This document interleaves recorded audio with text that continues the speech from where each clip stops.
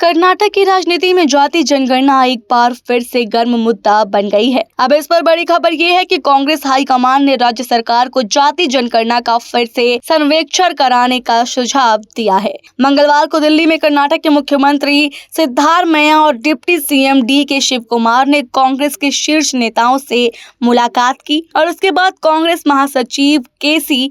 वेणुगोपाल ने इस अहम घोषणा से पर्दा उठाया। असल में बात यह है कि 2015 में कर्नाटक में एक सामाजिक और शैक्षिक सर्वेक्षण कराया गया था जिसे जाति जनगणना कहा जाता है। इस सर्वे की रिपोर्ट अप्रैल 2025 में सार्वजनिक की गई, लेकिन इस रिपोर्ट को लेकर काफी बवाल मच गया। कई समुदाय ने इसे गलत बताया, डेटा को अवैज्ञानिक कहा और विरोध दर्ज कराया। खासकर लिंगायत और वोक्कालिका समुदायों ने आरोप लगाया कि रिपोर्ट में उनकी जनसंख्या को जानबूझकर कम दिखाया गया है। बस फिर क्या था, राज्य सरकार के लिए ये रिपोर्ट सिर दर्द बन गई। अब तक इस रिपोर्ट पर 3 बार कैबिनेट बैठकें हो चुकी हैं, लेकिन कोई ठोस फैसला नहीं निकल पाया। हर बार मामला टलता जा रहा है क्योंकि किसी निष्कर्ष पर सहमति नहीं बन पा रही। और अब 12 जून को एक विशेष कैबिनेट बैठक बुलाई गई है जिसमें इस रिपोर्ट पर फिर से चर्चा होनी है। ऐसे में कांग्रेस हाईकमान का ये सुझाव कि फिर से सर्वे करवा लो एक बड़ा मोड़ साबित तो हो सकता है। वेणुगोपाल ने कहा है कि पार्टी को लगता है कि 10 साल पुराना डाटा अब आउटडेटेड हो चुका है। समाज के कुछ वर्गों को इसमें भरोसा नहीं है, इसलिए अगर सरकार चाहे तो 60 या 70 दिनों के अंदर एक नया और ताजा सर्वे कराया जा सकता है। इससे न सिर्फ डेटा की विश्वसनीयता बढ़ेगी बल्कि जो विवाद चल रहा है वो भी शांत हो सकता है। अब सवाल उठता है, क्या सरकार वाकई फिर से सर्वे करवाएगी? क्या ये इतना आसान होगा? क्योंकि जाति जनगणना कोई छोटा काम नहीं है, इसमें बहुत खर्च, समय और राजनीतिक जोखिम जुड़ा होता है।